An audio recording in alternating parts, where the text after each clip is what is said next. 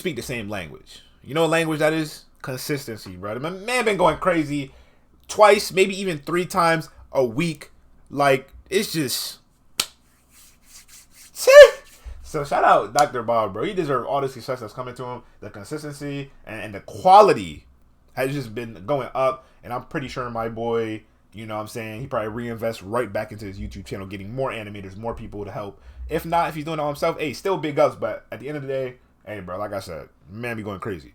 But let's hop into this and let's see what's talking about. You and your friends exit a club, and why the fuck would I be exiting a club, bro? Yo, if you go to a club, you low-key a demon. You're low-key a demon. I've never found the appeal to clubbing. It's like homecoming, but every single night. What are we doing? Bro, it's good once a year, maybe twice, 3 times a year. But people who do it every weekend, bro, party on a Saturday, church on a Sunday, those people are different. And step on to the darkened city. I ain't gonna lie, god damn, nigga chin. Your shit going crazy. He don't even got a chin. Shit like Play-Doh. All these niggas look Italian too, like some mobsters. And why they all got their gold link going across their turtleneck? Grip that nigga by his fucking bro. Hell no. Bunch of chads. Niggas ugly as hell. Nigga fucking Timmy, Drake, Josh. Oh god, that's Drake and Josh. Ugly ass niggas, bro. Fuck out of here. Them coats dusty as hell. Street. Everyone is in a happy and joyful mood. It's been a great night, one that you'll be reminiscing about with your friends for years. As you walk and laugh together, you don't notice the large man standing in front of you and almost run straight into him. Hey, bro, look, it's 3 of my niggas. Look, at the end of the day, it's 3 of my niggas. It's 1. I don't care how big. Man, if y'all don't circle them on some gang, you feel me? On some gang shit, come on, bro. Come on. You offer a quick apology and move to go around the man, but he steps in front of you. How you go out to the club without, like, something on you? They not... Okay. All right, let me stop pausing. Let's watch it. Blocking your path. All of your friends grow quiet, and you finally take a good look at the man. The man towers over you. He is huge, with giant, elaborate tattoos wrapped around his bulging muscles that it looks like he may have gotten to cover up the numerous white patches of skin that are missing pigmentation. His face, though, is bright red and filled with rage. The man begins screaming at you, asking why you ran into him and calling you horrible names. I wonder how many horrible names you're gonna call me when this Glock down your throat. Shit, I don't mind busting down it. Never mind. Again, you try to apologize, but the man just keeps yelling as if he can't even hear you. He pushes you hard in the chest, and you fall back into one of your friends. Another steps forward in an attempt to defuse the situation, but the man punches him in the face, breaking his jaw. A melee ensues, though it could more accurately be described as a massacre. The man has gone ballistic and punches, kicks, and bites your entire group of friends. You say he bite, nigga, furry? What the hell? What is you biting my niggas for? What could they have possibly done? Bro, see, this is why you stay strapped, bro. His strength seems unreal, even for someone as big and muscular as him. A large bouncer runs over in an attempt to break up the... You said, do I still want the smoke? Hell yeah, I want the smoke. Listen, if I got my yappa, I love my yappa, and that thing she love me. And that bitch, and that bitch do what it please. And then the yappa, come on, bro. What are you talking about? You said, is that cozy? Hell no. You see that lineup? Fuck. The fight, but even he is no match for this tattooed giant. Damn! You've been on the ground since he shoved you, watching this insanity play out. But now, with everyone else lying on the ground bloodied and bruised, he turns his attention back on you. You try to scramble back to your feet, but he's upon you in an instant. He picks you up over his head and John Cena tosses you into some trap. Bro, fight back. Do something, bro. Y'all are literally just sitting there letting y'all ass get whooped. Oh, God, I'm spitting on that nigga or something. Like, you getting pissed on. Bro, I'm not about to just let you beat my ass and I'm not doing nothing. And what? Bro, this thing ain't even snatched they chains, bro. What SCP are we even doing right now? Yo! Trash cans, knocking you unconscious. You open your eyes to see the man standing over you. You can feel the blood from numerous cuts on your face running down into your eyes and mouth. The man picks you up with one hand and holds you by the throat against the wall. He's still in a rage, breathing hard through clenched teeth, bits of white foaming in the corners of his mouth as he brings up his other hand and curls his fingers into a fist. All you can think is this it? But then you notice something. The tattoo that snakes down the man's arm all the way to his hand is moving. The long serpentine dragon is writhing and slithering as if it's alive. Is this really happening, or just a result of the concussive trauma you've received? There's no time to consider it further, though, as the man pulls back and throws a punch right into your face. You can feel into the wall. Let me tell y'all something. Let me tell y'all something. If you ever get hit with like a solid object behind you, and that's like literally like holding your face still, I'm gonna let you know it literally feels like you got punched twice. It feels like you got punched twice. Because not only are you getting hit, but you also going back. So it's like a squish feeling. Oh, bro. No, sir. He done. Feel your nose flatten and break from the impact, which understandably distracts you from the bizarre occurrence that follows. Right as the man's bloodied fist makes contact with your face, the dragon on his arm seems to swim off of his skin and onto yours, like a snake. Oh, no, that ain't happened to me. I mean, I've been pushed and my head hit the back of a wall, so I kind of, but I ain't never been hit like those. I mean, I hit somebody like those before. But you dumb if you think I'm gonna let somebody hit me against the wall. That's... Snake moving through water. It glides off his fist onto your face before sliding down your neck onto your body. There is a searing pain as it moves, like you're being poked with needles over and over. You scream from the pain, blood from your broken nose pouring out of your mouth. The man drops you to the ground and steps back. He no longer looks to be in a rage, and instead looks confused.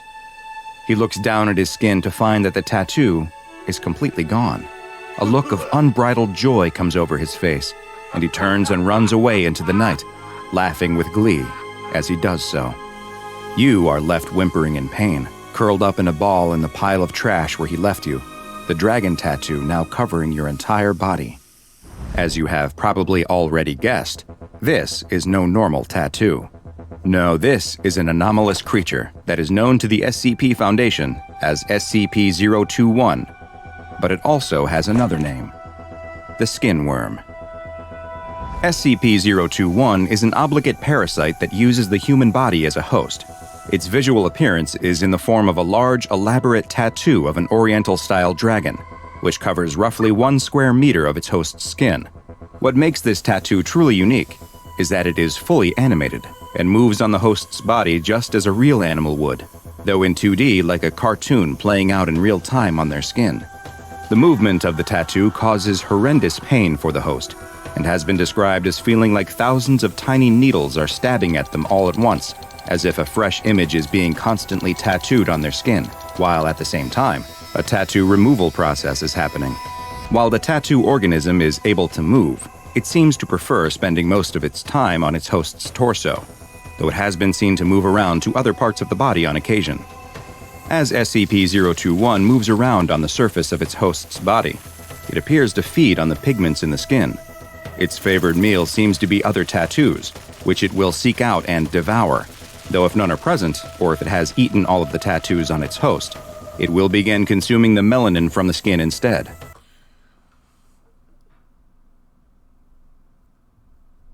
Alright, well, look like all my brothers, you're done. All my sisters, done.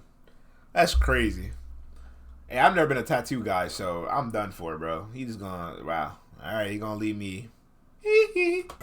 Melanin is a naturally occurring pigment found in human skin, and after SCP-021 sucks it from its host, it will leave them with permanent skin damage and patches of unpigmented skin that appear similar to that of the skin condition vitiligo. The feeding itself does not appear to God, when your heart a little bad. I don't care what nobody say, bro. Cause the host any pain, and the pigments, whether they are from another tattoo or the natural ones in the skin, will simply disappear as 021 eats them. The pace at which SCP-021 feeds will vary, but it has been observed as being able to clear over half a square meter of skin in roughly 1 hour. One way to prevent SCP-021 from eating all of the melanin present on a human is to quickly add new tattoos of fruits or small animals as a way to continually distract it from turning to the melanin. Thus far, outside of motion, the organism has displayed no elevated intelligence or the ability to communicate. It simply moves and feeds. SCP-021 is not permanently affixed to the skin of any one host. and in fact, can be transferred back and forth between hosts multiple times. Yo, Jojo, you probably gotta reset your Discord. You probably gotta reset your Twitch. Like, exit out, come back on. The only way to transfer the organism is through physical contact, though skin-to-skin contact does not guarantee that the organism will take to a new host. In the event that it does, the dragon tattoo appears to swim across the touching skin and will affix itself to the new human host. Skin-to-skin contact in the romantic sense has been shown to be the most reliable method of transfer from one host to another, with a 93% rate of successful transmission.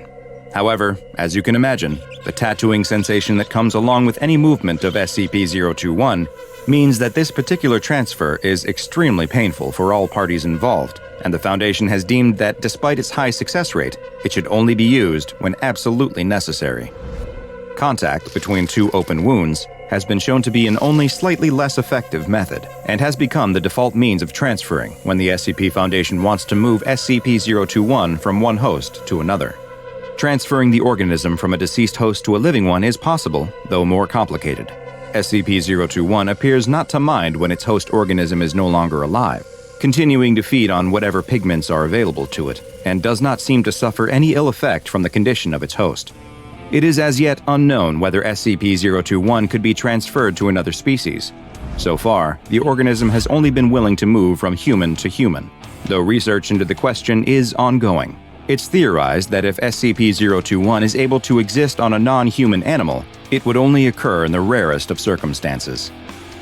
Unlike most parasites, SCP-021 does offer some small but tangible benefits to its host human. In addition to hosts of the organism appearing to have an improved immune system, research has also shown that the presence of 021 will increase its host's release and reuptake of epinephrine, better known as adrenaline. It will also decrease the buildup of lactic acid, which is what builds up in the muscles during activity and causes burning sensations and soreness. Combined, these benefits from SCP-021 provide its host with increased strength and confidence, as well as give a heightened pain tolerance during stressful situations.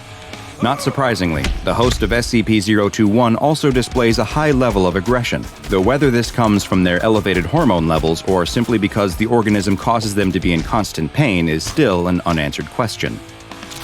The amount of time that this symbiotic relationship can be sustained is typically limited to how long the host can tolerate the unceasing pain of the tattoo moving about their body. The persistent agony that a host of SCP-021 endures has led to multiple hosts having taken their own lives, and in a few rare cases, they have also succumbed to fatal skin infections, though these were likely the result of open wounds caused by the host. This shit does not look like I want to put it on, bro.